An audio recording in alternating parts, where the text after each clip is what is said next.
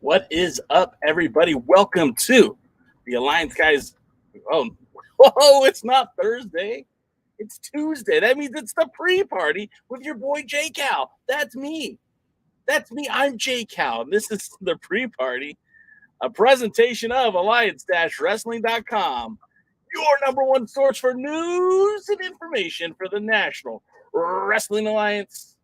We're here every Tuesday, the hour before Power Too Sweet to Be Sour, and we're here to get you pumped up for the show that's called Power. And I'm happy to be here. I hope you guys are happy to be here too. I see there's a couple of you already jumping in the chat and want to say what's up to Dodie. And I see Heaves threw me off there. He says, "Sup, you saucy mofos." I thought he said my voice sounded saucy. Anyways, welcome, one and all. Let's get in focus. As we focus in on the NWA 74th anniversary show, a mere 3 weeks away. 4. I mean, technically it's 3. 3 and some change. Let's be honest. It's time. It's the NWA 74th anniversary show time. And I'm talking about we're getting matches already kind of coming to fruition. Now, it's a 2-night pay-per-view spectacle. It's a 2-night anniversary, if you will. It's not going to feature the Empower pay-per-view that they had last year that spotlighted the women's pro wrestling. So this year, it's going to be all about the National Wrestling Alliance. It's going to focus on the entirety of the NWA, not just women's wrestling. And although that might leave a bad taste in some people's mouth, that doesn't mean that there won't be plenty of opportunity, lots of opportunity to showcase women's wrestling. Remember, they will have the battle of, what's it called, the Burt Cup? Man, I'm drawing a blank now. The Burke Invitational Battle Royal, that's usually, I think that's something that they plan on doing this year.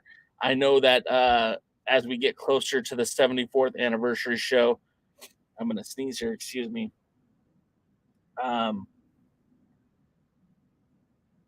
What is it? The Burke Invitational. That's what it's called. And we know because Samantha Starr, who you all know, Samantha Starr, right? She's coming to the ring with Baby Doll. I have no idea who Samantha Starr is, and I'll certainly do a deep dive into who she is and what she's all about, as well as all the other competitors and the Burke Invitational. She's someone I'm not super familiar with. I see some of my pals here in the chat already. I see, like I said, Heaves is here, Dodie's here, Jeremy's here, Tim's here, all my good pals. Thanks for checking it out. Willie's here. Can't forget Willie. Willie's going to give us a joke later for the Tyrus. I don't know if you guys saw this. I don't know if you're aware of this, but Tyrus is, man, busy guy, because tonight he's defending his television title, and regardless of whether he's successful or not in that title defense, he's going to be facing Trevor Murdoch on August 28th. That's the night number 2, don't you know, of the Crockett Cup. Initially, that was supposed to be this man, Nick Aldis. Actually, you know what? That's something I didn't notice before. As I'm sitting here playing with the graphics, night 1, August 27th, was supposed to be Trevor Murdoch versus Nick Aldis. Night 2 was Trevor Murdoch versus Tyrus. Interesting. What do you think? Do you think maybe we still might get a Nick Aldis title match? The other match that they announced for night number 1 is a tables match with Bully Ray taking on Mike Knox. That was announced the same time that Billy Corgan was on the Busted Open radio show. Busted Open has become kind of like the official, unofficial broadcasting partner of the National Wrestling Alliance. It seems like anytime they do something, Busted Open's involved.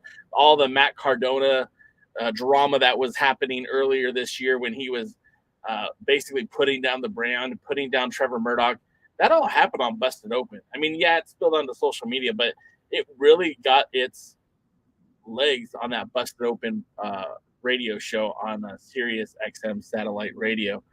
Of course, we also are storming our way to the United States Tag Team Championship match. This will take place during that weekend on August 28th and 27th, excuse me.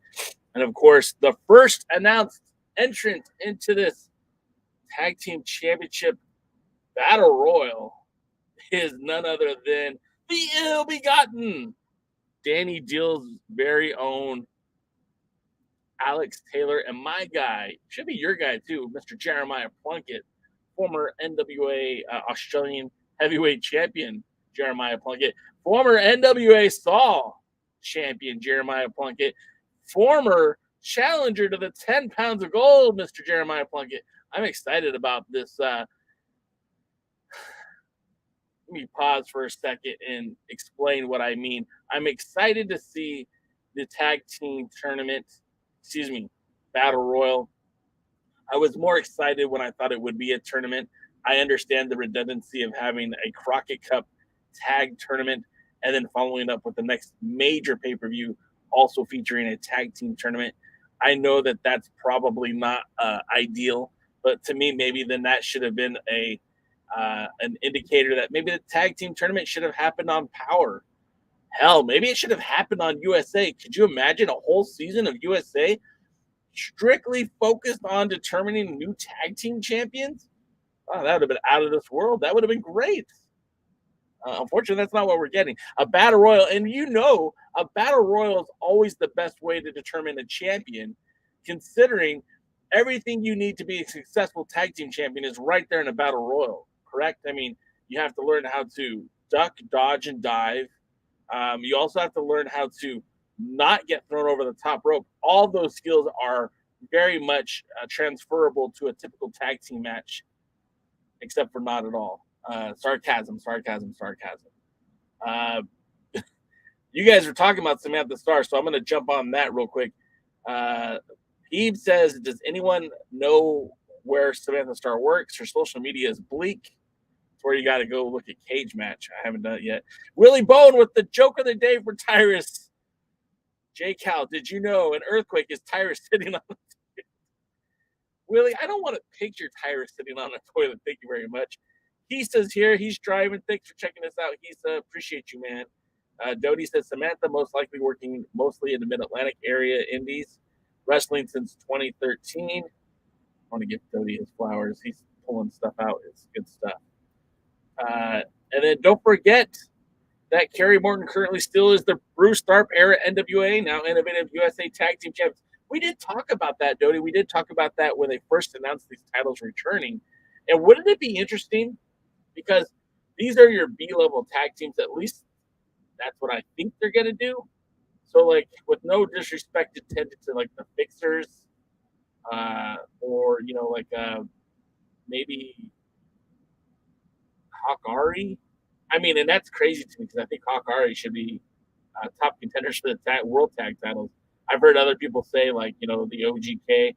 Again, that just rubs me the wrong way. If those guys should be, again, top contenders for world tag titles. But, I would think maybe the Miserably Faithful, Sal and Gags, or any combination of the Miserably Faithful. Could you imagine if they put Max the Impaler and Judeus in the tag tournament? That would actually, I know that breaks a lot of your guys' rules about intergender wrestling, but that would be pretty phenomenal. because who's going to throw Max over the top?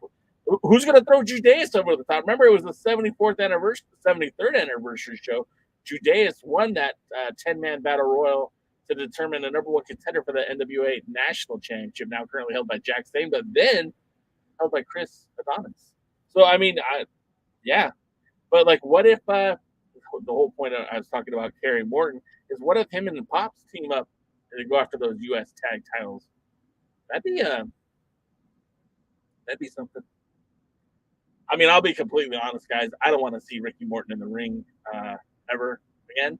A lot of you guys got that same feeling maybe this weekend with Ric Flair in his retirement match. I felt the same way about Ricky Morton, and yeah, I know he could still do some stuff. He's not as bad as some of the other guys out there, but I don't know. I think I'm ready to let go. Let's get a new Rock and Roll Express. Hell, let's put Kerry with somebody who can carry, that same tradition, that same, generational like excitement. Who that would be, I don't know. Maybe Jamie Stanley. You could have a heel Rock and Roll Express. Willie says the fixtures will be crowned the U.S. Tag Team Champions. And I mean, I don't hate that at all. Jay Bradley and Wrecking Ball Legursky are so much fun, so entertaining. I love them as a tag team. That was my pick to win the Crockett Cup. Real quick, I need to show off my shirt real quick. In support of my pal Lamb's son. I am, in fact, a Lamb's son guy. I don't know if he's watching right now. I know it's really late in Germany, so maybe not, but he says working since 2013 that gives us hope in regards to Samantha Starr.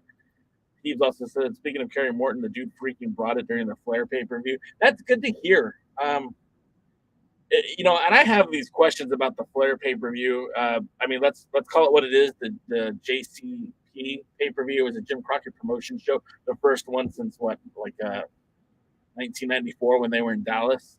I have some questions about that. We'll get to that. I mean, I want to go to some more of your comments.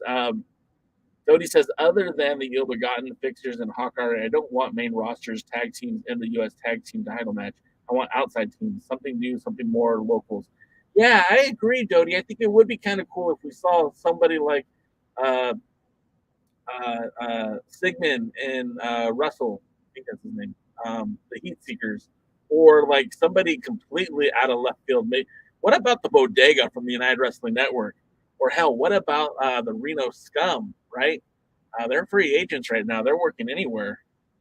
And then Dodie says, okay, Rude Dude, if they can get El Rudo. Yeah, I mean, that would be, the Rude Dudes would be a fun tag team. I think Jamie Stanley is way underutilized on this roster. I think he could be a very big baby face and a very big, I think he's that versatile to be used in any one of those roles. I would be excited. So I mean, yeah, there's some more tag teams I'm sure will be announced soon. I wouldn't be surprised if we see the Idolmania Sports Management, a pairing between Marche and Jordan Clearwater, or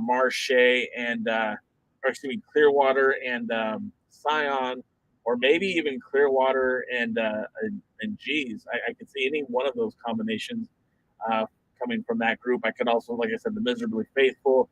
I could see them sending a team to be into the Rude Dudes. I think would make a lot of sense for this tag team tournament. I personally would like to see guys like the OGK or La Rebellion or teams of that nature, Hawk Ari, not be involved in this, because I feel like they're the higher tier tag teams. Like I don't know what's going to happen with Odinson and Paro, but I'd like to see them again, kind of not being invited to this, not to be part of it. Dave Scooby says the Freeman brothers. I mean, sure. It's the U.S. tag titles. I'm good with that. And then also Willie Bowen wants to remind us that it's the Idiot Mania Sports Management. One thing that I did want to talk about today, and like I said, I have a couple other things I want to get to, but we had 6 hours ago, Matt Cardona tweeted, and I'm literally reading the tweet right now. I spoke with Billy yesterday. A major announcement concerning NWA 74 is coming soon. And then he not only added Billy, but he also added the NWA. And I'm starting to wonder, like, what does that mean for the National Wrestling Alliance? What does that mean for the 74th anniversary show? What does it mean for everyone, right? Matt Cardona was at that Jim Crockett's promotions pay-per-view of Ric Flair's last match. He was there, right?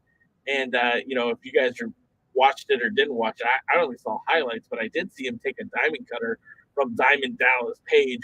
Bang! We saw that on clips on social media. And guess what? Matt Cardona wasn't wearing an arm brace, right? I mean, at least it didn't look like it from my end. I mean, he landed and it was okay. You're not hearing about how he busted up his arm over the weekend. Hear me out. Nick Aldis doesn't have a challenger. Or Nick Aldis, as of right now, doesn't have a match for the 74th anniversary show. What if? What if they do a match between the two and then the winner goes on to face the world's heavyweight champion the following night? How about that? Huh? What do you think about that? Going back to Jamie Stanley, Doty says Jamie Stanley is an interesting character. He needs more build and someone who can carry him. If the NWA cannot get El Rudo regularly, he needs to be paired either with Idol or Miserably Faithful. Well, God willing, it's not Miserably Faithful.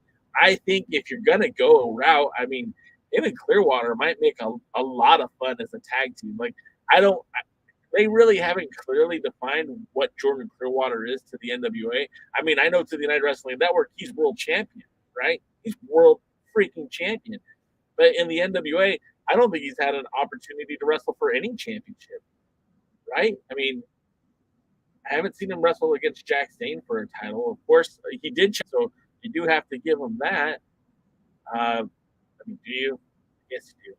I don't recall him wrestling Matt Cardona or Nick Aldis for a title match, or Trevor Murdoch for that matter. But Jordan Clearwater, who is not clearly defined in the NWA, partnering with him, a young competitor like a Jamie Stanley in a heel tag team, could really benefit both of them. Clearwater is doing some great mic work. I think his character is really developing in the NWA. His ring work is really developing in the United Wrestling Network. Imagine him getting an opportunity with somebody like Jamie Stanley, where they could be young and they could do goofy shit stuff, and we could see what happens.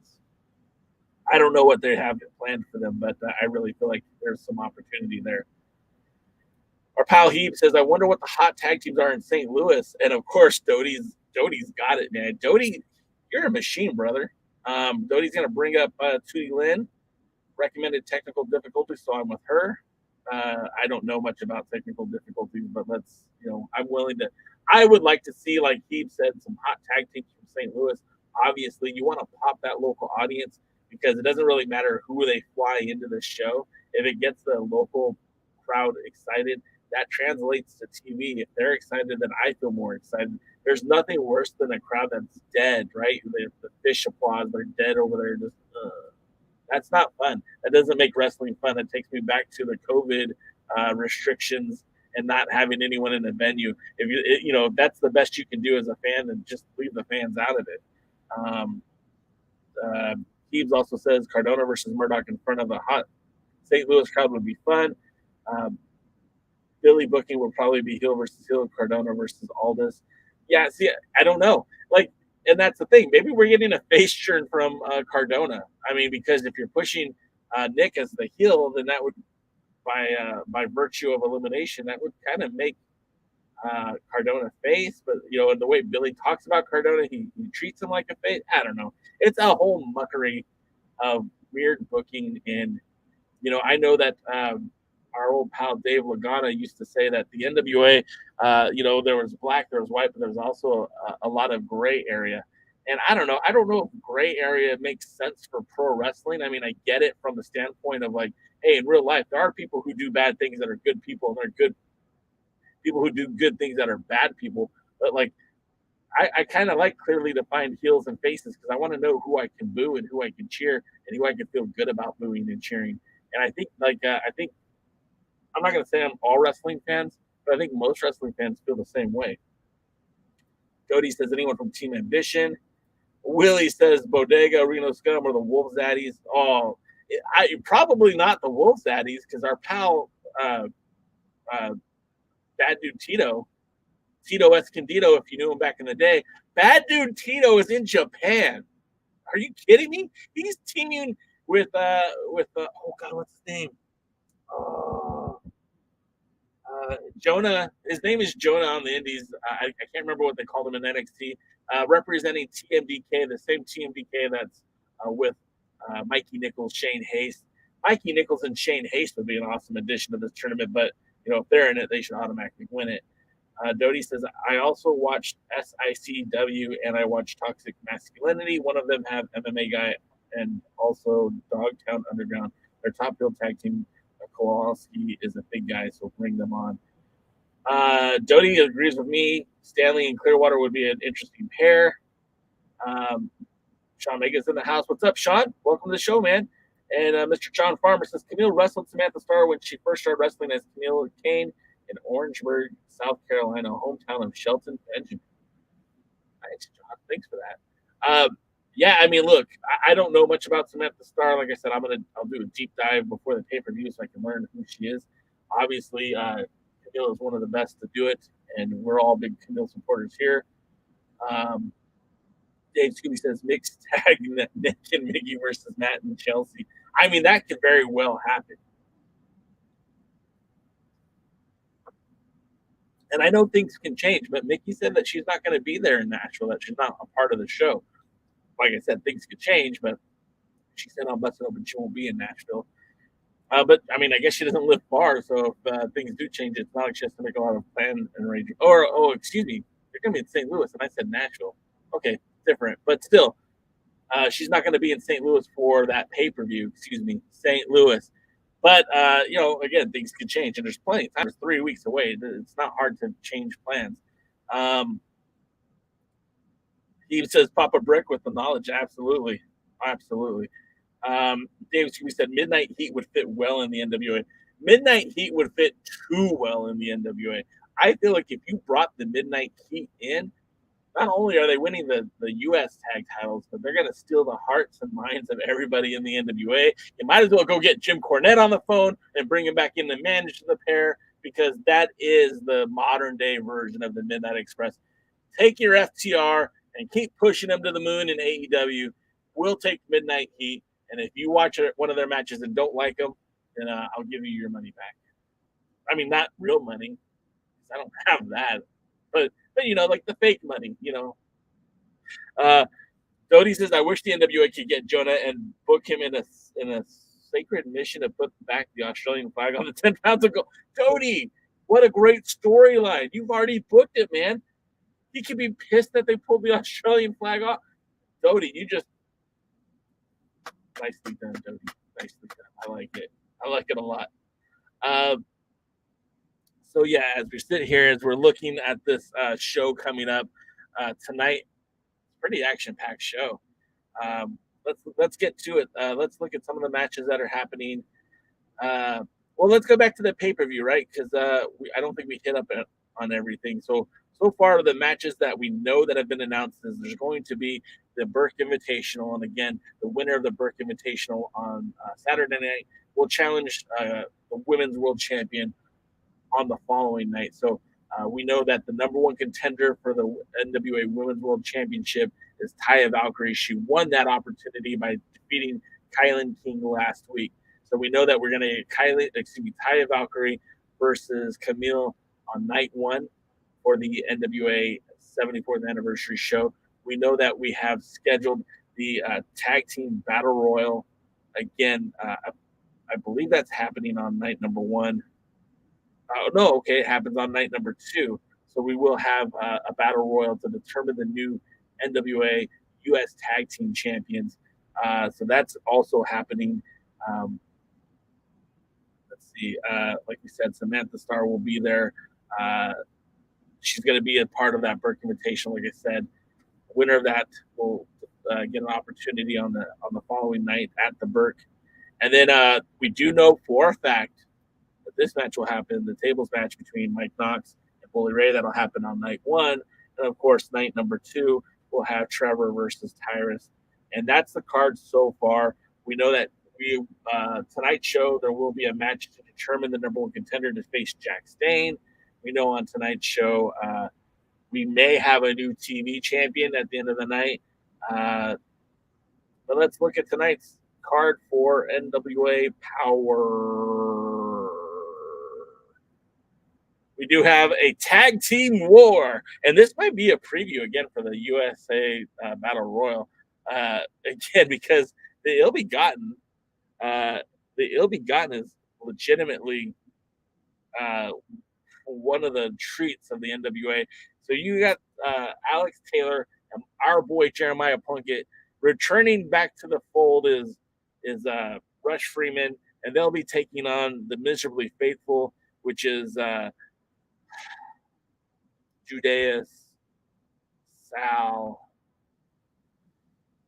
and Gags. Now, the interesting thing is, I think both these stables will be represented at the. I feel it will be represented in the 10-team tournament at the 74th anniversary show. And like I said, it would tickle me if you got Sal and Gags and Judas and Max the Impaler all in the ring at the same time as part of that tournament. But the team war has been kind of one of those fallbacks for the NWA. When you don't have enough storyline, you just throw out the team war and just make something happen. The rules have changed; they've evolved, so it's kind of hard to keep up with it. The last time there was a team war, it basically each team member basically wrestles until they're eliminated. So it'll be one person in the ring at a time. Once they're eliminated, then they're gone, and then it becomes a 3-on-2. But there's no real tag outs. It's just you wrestle till you're eliminated. We saw our pal again, Odinson. I say our pal. I have never really met the guy, but Odinson really killed it at the last Team War prior to the Crockett Cup, where he basically stayed in the ring the entire time and ended up winning. See some more comments, so let's go to the comments real quick. Young Ryder's in the house. What's up, Young Ryder? Willie Bowen says the Gun Show or Blake Bulletproof Troop and the NWA as contenders for the World Heavyweight Championship. Bulletproof Troop, Blake Troop. I like Blake Troop a lot. He's been he's kind of just now started getting into the wrestling business, actual pro wrestling. Like he's been an MMA fighter and he's been a commentator for pro wrestling, but he had his first professional match against Jordan Clearwater. He's part of that Control Your Narrative group, so I don't really follow too much of what he's done since then.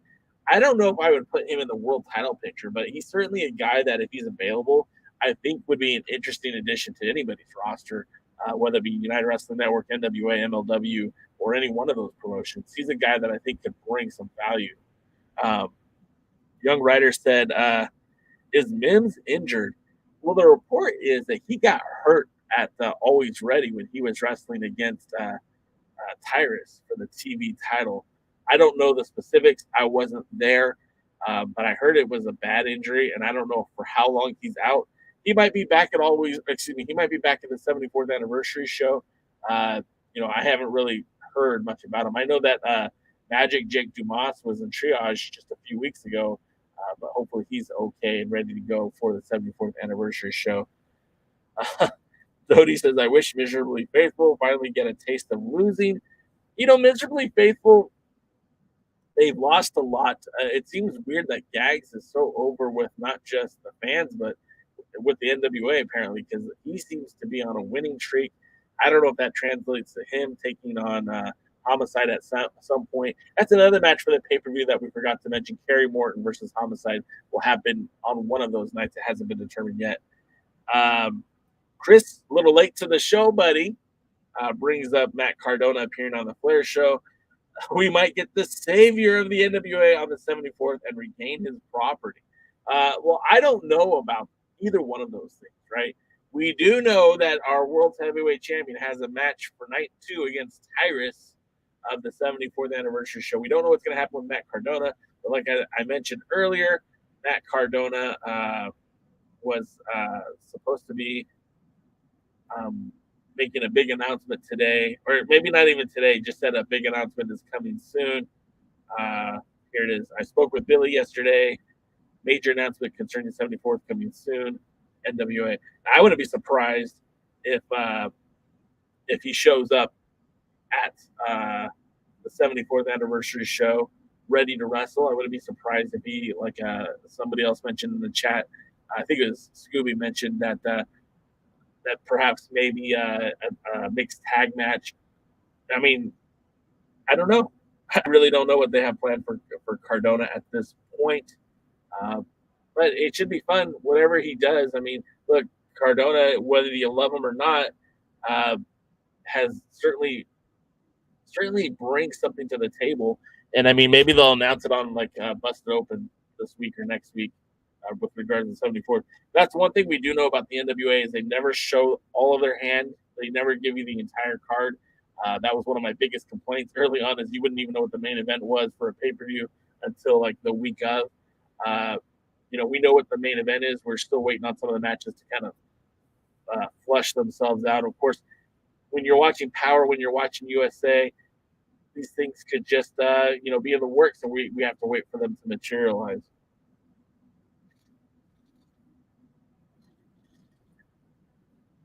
By the way, if you guys are looking for a thermos, these brewmates are amazing. I love them. Keeps the water so cold, or whatever beverage you're drinking. Willie Bowen says, Eli Drake, let me talk to you back in the NWA. It's kind of crazy. I don't follow a lot of the NWA, right? Excuse me, let me try that again. I don't follow a lot of the WWE. Obviously, with Vince McMahon getting fired, or with Vince McMahon stepping down, you're fired. With Vince stepping down, a lot of creative directions have changed. Now, it was being reported that Eli Drake, Sean Ricker, LA Knight, Max Dupree was about to get his pink slip from Vince. Did my camera go out? Oh, man. Sorry about that, guys. He was about to get his release from the NW. Jesus. Hold on a second. Okay. Max Dupree was about to get his pink slip from the WWE. Turns out Vince wasn't happy with the direction of the Maximum Male Model Agency or whatever it was called. And I guess he was about to get fired. But then Vince stepped down and was never actually released the character formerly known as Eli Drake. So now Drake is still there. And I guess Triple H has figured out how they're going to keep him. So I was hoping that we would see Eli Drake back. Could you imagine if he showed up?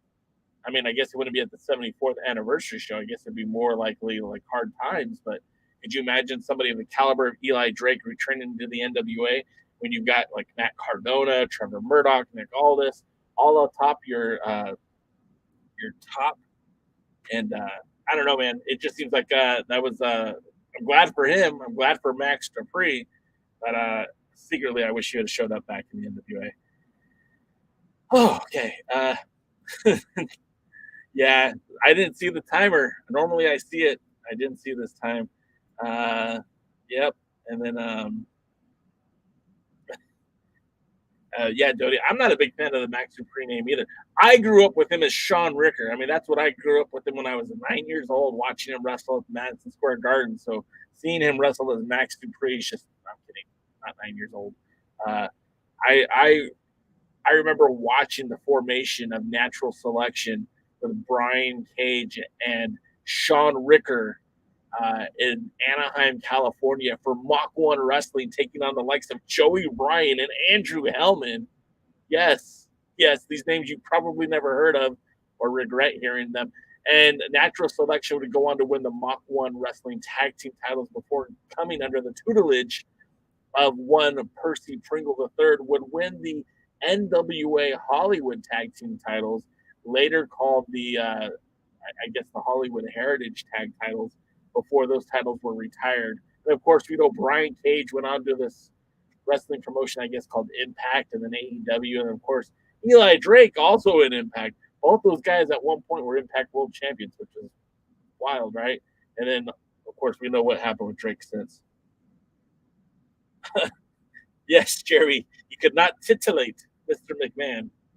It's just that's a weird gimmick, anyways. Like male modeling agency. Like, I mean, I guess I don't see the appeal to having a modeling agency in wrestling. Although I think having models in wrestling is dumb. I think wrestlers should just be wrestlers. Brian Idol.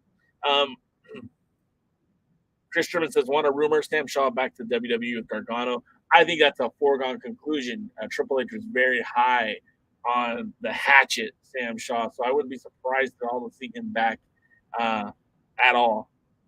And Dodie, yeah, natural selection. That was a good time, man. That was a very fun time. And what's up, Rosville?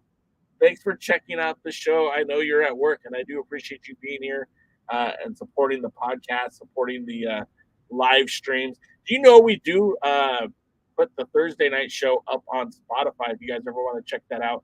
Plus, we're going to start putting some more interviews from the vaults, including like Chase Owens, Matt Bourne, Adam Pearce, maybe even some Willie Mack if I can find it. All of that coming soon. Make sure you subscribe to our Spotify channel or wherever you get your podcasts, be it Stitcher, Amazon, or even Apple. It's pretty much everywhere. Okay, let's get to tonight's show because it looks like it's going to be a fun one. Of course, like we said, the Ill Begotten Team War taking on the Miserably Faithful. Yeah, I mean, I don't really care who wins here. And I'll be quite honest with you. Jeremiah Plunkett's my guy. I want to see him succeed, so I guess I'm rooting for them. Also, we're going to have a singles match. Cyon with Austin Idol taking on Rodney Mack.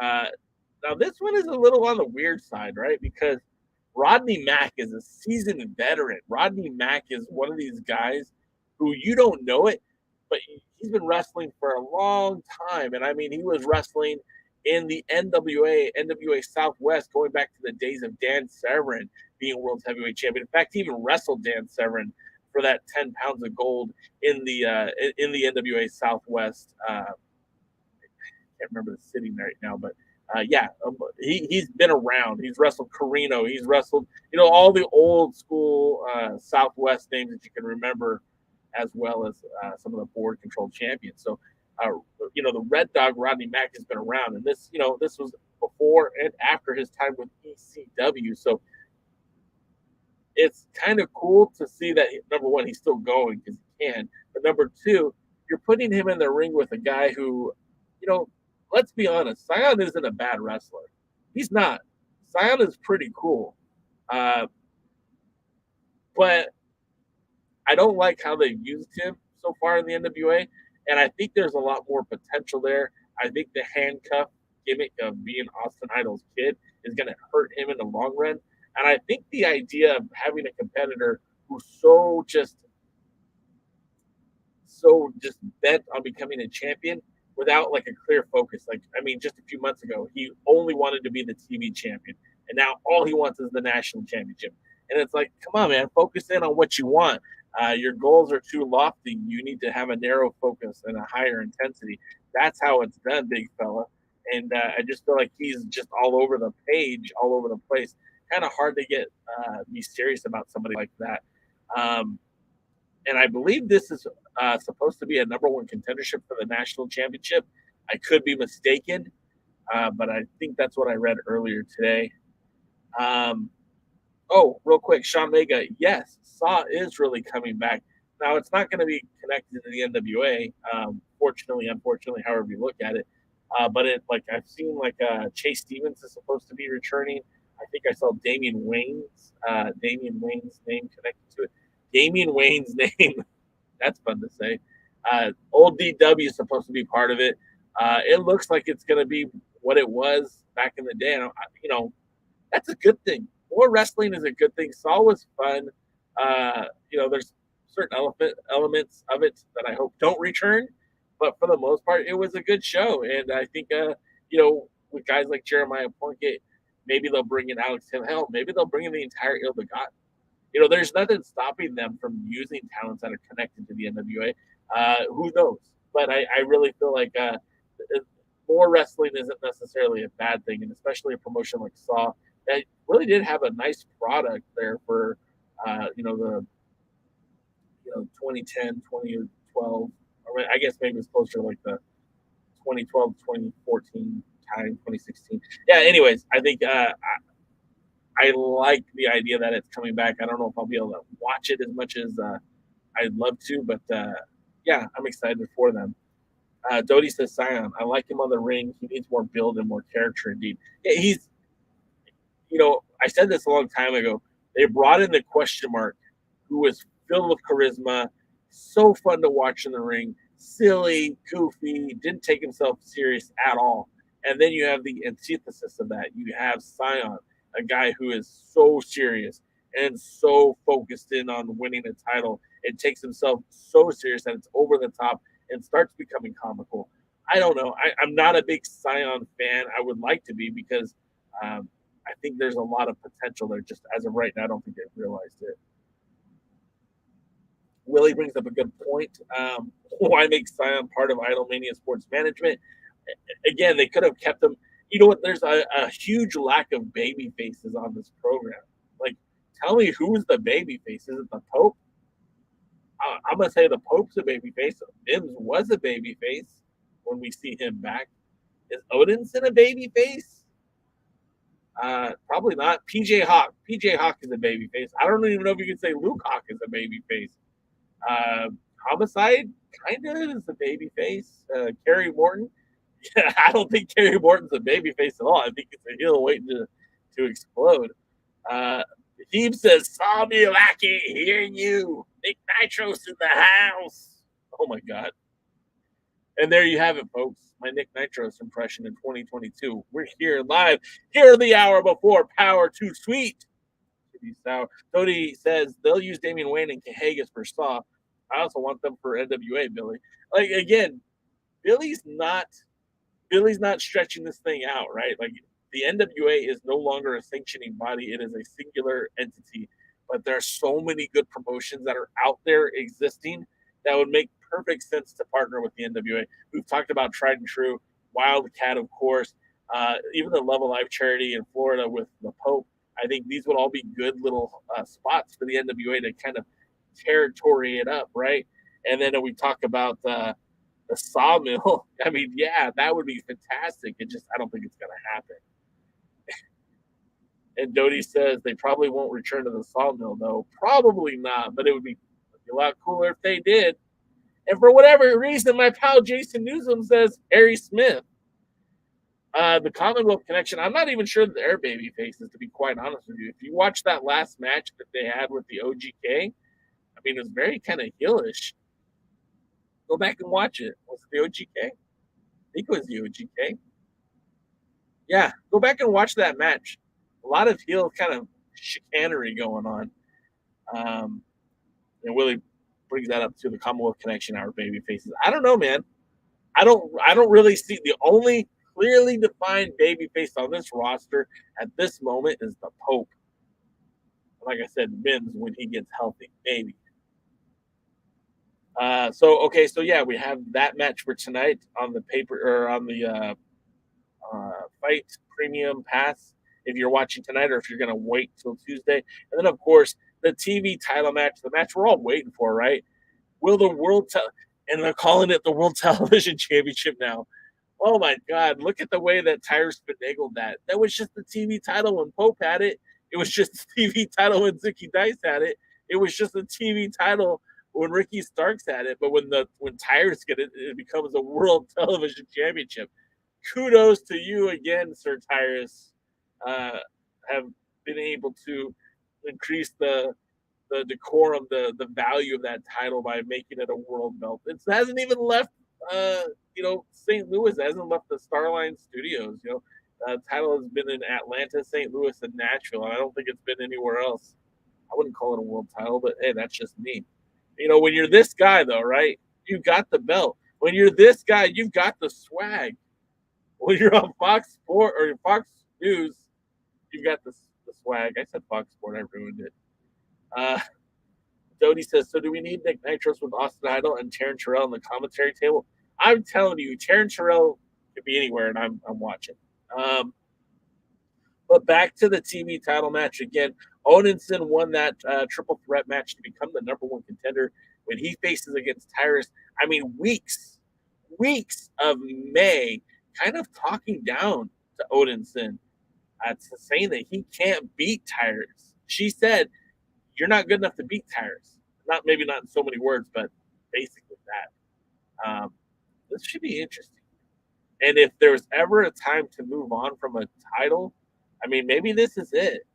And I'm not trying to give you guys false hope here, but if Tyrus lost tonight and he's already guaranteed the title match at the 74th anniversary show, what's his incentive to keep this belt anyways?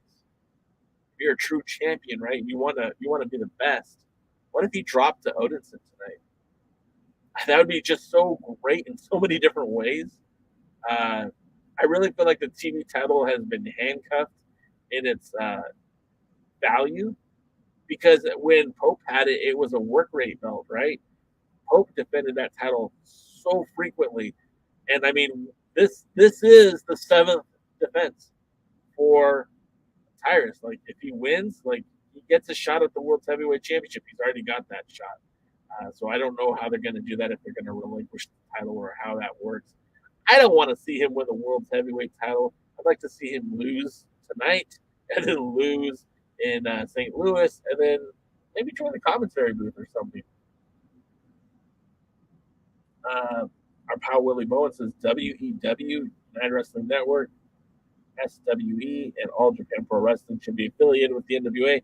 I'm not familiar with WEW. I don't know who that is. And if you're talking about SWE Fury, the one that was in Texas, I think they're all but closed. You'll never see United Wrestling Network partner with Billy Corgan. I would be floored if that happened. I would probably quit doing this podcast if that happened. So I was thinking about this, and I'll bring it to your guys' attention just to hear what you guys think about it, because as I heard so much positive praise about this show with Ric Flair, where they basically took a menagerie of talent from all across the United States, people who weren't signed, and even some people who were signed. I mean, look, you had talents from AEW, talents from MLW, talents from Impact. I mean, talents from the NWA, freelance talents, all competing at this show, competing at this event to celebrate the lifetime achievement of Ric Flair, the Nature Boy, the 21-time World Heavyweight Champion. And I sat there and started to think about this. Jim Crockett Promotions closed its doors back in 1994 when they were last promoting in NWA Dallas. They brought back the Rock and Roll Express, had some tag team titles, were competing at the Sportatorium out there in Dallas before they finally threw in the towel. And that's even after they sold the original Jim Crockett Promotions to Turner, and then Turner left the NWA. Jim Crockett Jr. started NWA Dallas, and that was the last time that the Crockett family was promoting pro wrestling. And here it is in 2022, the son-in-law of the Nature Boy, Conrad Thompson, who famously is in finances. I guess he has a mortgage loan company, is making a ton of money doing these podcasts.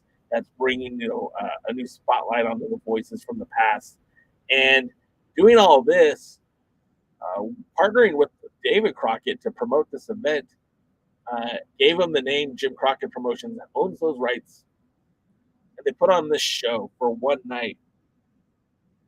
And I wonder what's stopping them from doing another show. What's stopping Jim Crockett Promotions from putting on another event. Now, obviously, they'll never have another Ric Flair retirement match. But what if they had a Ricky Morton retirement match? I don't know. If they are the Crockett's, what's preventing them from starting their own Crockett Cup and taking that opportunity away from the NWA? Keep in mind, look at all the talent that was involved at this pay-per-view. You know, Andrade from AEW. You know, Jacob Fatu from MLW. You know, the Impact World Champion, whose name I can't think of at the moment. And then all the myriad of talent that was there. What if they did that again for a Crockett Cup and focused on tag team wrestling? And then, you know, obviously the FTR might be unavailable, but I mean, AEW sent Andrade. Maybe they'd send an FTR to a Jim Crockett promotion show. Maybe they would send the Briscoes back to a Jim Crockett show. Maybe the Von Erichs would go and represent MLW on an event like that. Hell, maybe the Bodega from the United Wrestling Network would go to a tag team tournament like that, and not being under one particular brand, not being under an NWA banner, giving them the flexibility to bring in pretty much anyone they want to. Talents from Japan, talents from Mexico, talents from the Great Pacific Northwest, anybody. The British invasion. You know, a lot of these guys aren't under contract to the NWA. You know, I don't think there's anything preventing Harry Smith and Doug Williams from competing in any other wrestling promotion. So just food for thought. What do you guys think? Do you think at Jim Crockett Promotions, do you think they could exist as a special yearly event? Do you think they could exist as a piggyback promotion to whatever the WWE big event is? You know, whether it be like in Los Angeles for next year's WrestleMania, or you know, the next SummerSlam, or even in Philly for the next WrestleMania, the very next WrestleMania. I mean, what do you guys think? Do you think that's something that can happen? I mean, in private, I talked to DKM and he said something that was relevant, but I don't know if I agree with. And that was it. They can't all be special events. Ric Flair only retires, you know, 6 times, but of those 6 times, only one of them is the special one. It's the last one. What do you guys think? All right, so reading some of your comments. All right, Willie reminded me that at WWE's Women's Extreme Wrestling, I don't even know if they still exist, Willie. Doty says, people talk about Flair's last match all over the place, but don't forget, Jim Crockett Promotion returns into wrestling is also fanciness on its own. That's what I'm kind of saying, man. Like, you know, Conrad has money. We know that. Like, dude's buying championship belts. He's buying lost legacies. He's doing these podcasts. I mean, those don't happen for free. He's got to put money up for those, and he's making that money back. What's preventing him from starting a wrestling promotion? What's preventing him to working with David Crockett in a modern day Jim Crockett Promotions? It's not an NWA show. It's a Jim Crockett show. And all the things that made those shows special back in the 80s and 70s, they could do it again. In fact, they could probably do it better than Billy. Willie says Austin Idol sounds like a drunk. He says he was front row regular for the Dallas Jim Crockett Promotions. Did you know that they were filming those in high definition? And that in some ways, those Dallas shows were kind of a spinoff from ECW in some weird way. I'm sure Heaton knows more of the history than I do. Now, Sean's going to put me in my place and say, relax, Jay. It's a one-time event, but it doesn't have to be.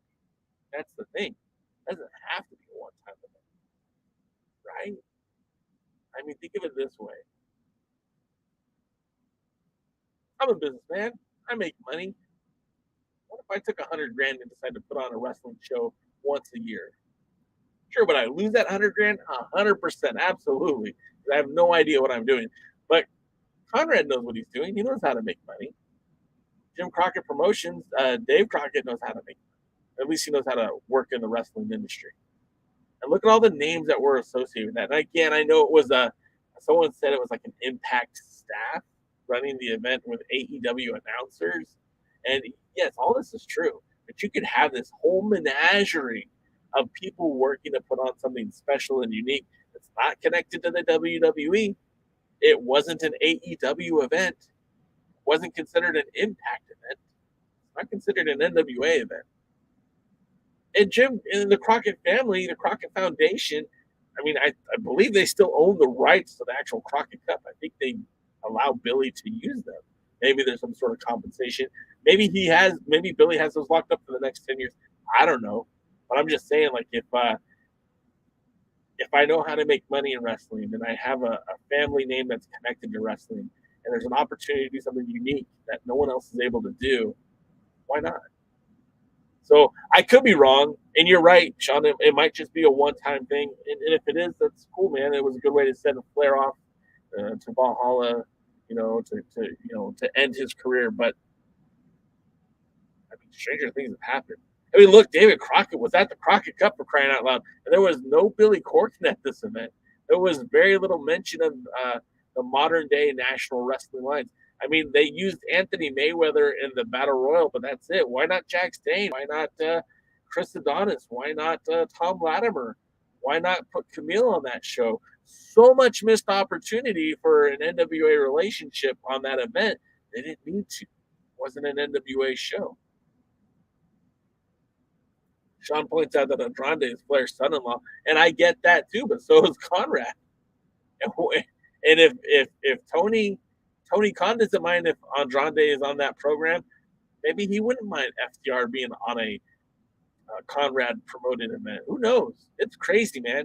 You got to understand, Tony Khan has been open to working with just about everybody. You just have to play the game right.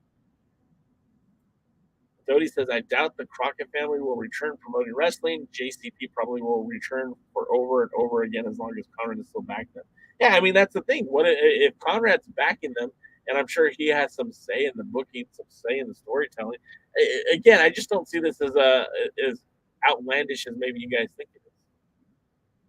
Willie Bowen got me with that name, Josh Alexander. Yes, he is your current Impact champion. I believe he wrestled Jacob Fatu.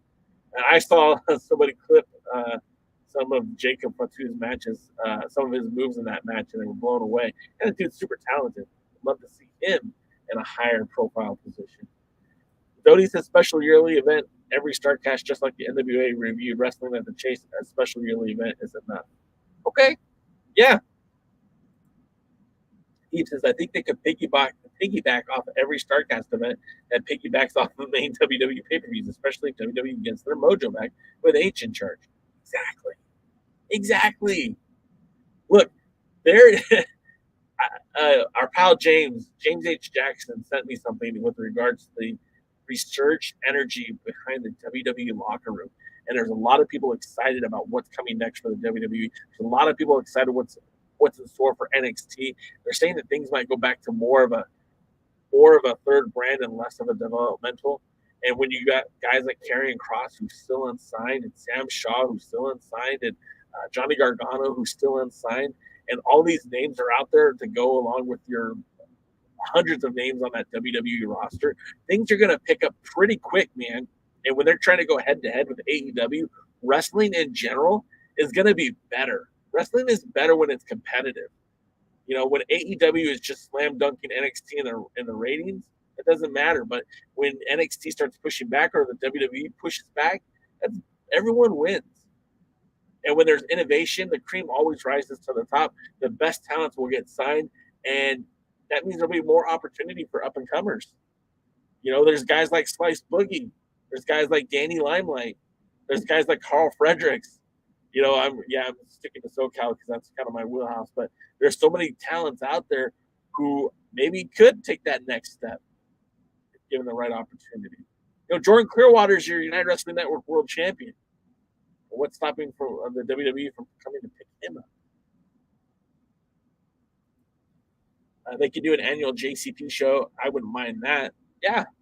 Look, and I haven't figured out the details yet, but between having a pay-per-view and then the ability to monetize YouTube and having those videos to watch later. I mean, there's opportunity for them to make money annually on this, and in some sort of conjunction with the StarCast events. I think this is an opportunity to again just make money. Jason Newsom says, I want to see Harry Smith wrestle for the 10 pounds of gold. You and me both, brother. You and me both. I think he's being wasted as a tag team wrestler, and that's not to disrespect Doug Williams at all, but that should have been Nick Aldis and Doug Williams as the British Invasion, and Harry Smith should have been challenging Jack Snake for that national title. That's my 2 cents. Wrestling with MMA says this could have been very well been a test for the waters of a JCP Conrad team up. Again, I kind of buy into that, Jeremy, more than maybe most do. He says I can't think of much for JCP to do after this past weekend. Again, you're right. He said there isn't much to prove, right? There isn't much for them to do. But it seems like there's always some sort of wrestling event connected to these StarCast events anyways. Why not? Jody says, but don't fall into nostalgia rose-tinted glasses. David Crockett was a WrestleCrap level horrible commentator. Fair enough, Dodie. Not going to argue with you on that one. And then, of course, Jeremy says Conrad essentially has an entire investors board to entice a network streaming platform as a podcast host.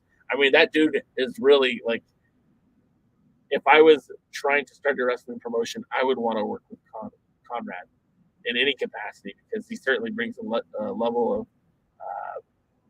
a lot of things, right? If you even started a streaming network and put those podcasts on there, right? I mean, boom, you're already starting to make money right there. It mix in some wrestling shows. I mean, a lot of opportunity. As a savvy business investor, I think that's the way to go. But that's going to do it for us, guys, because it is now 4 minutes till, and I kept you guys a lot longer than I meant to. So I do appreciate you being with me here today. Thanks for talking some wrestling with me.